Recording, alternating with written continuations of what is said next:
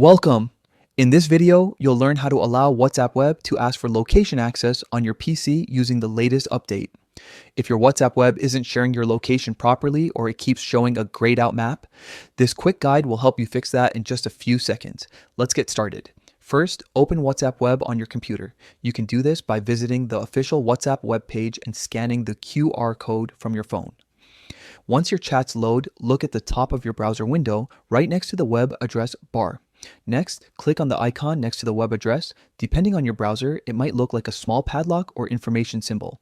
When you click it, a small drop-down will appear showing details about the website's connection and security settings. From there, click on View Site Information.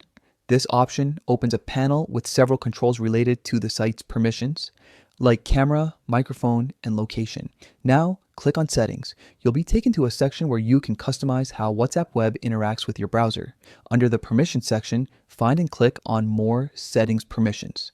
This step will show even more detailed options for site behavior and privacy. Scroll until you see Location. You'll notice a menu next to it with choices like Allow, Block, or Ask. Select Ask. This means that whenever WhatsApp Web needs to access your location, your browser will prompt you first, letting you decide each time. Once you have made this change, refresh the WhatsApp web page. The next time you share your location in a chat, a small pop-up will appear asking for permission to use your PC's location. Simply approve it, and your live location feature should work smoothly again. That's it. You've just updated your location permission settings for WhatsApp Web. If this helped you, don't forget to like the video and subscribe for more quick tech tutorials just like this one.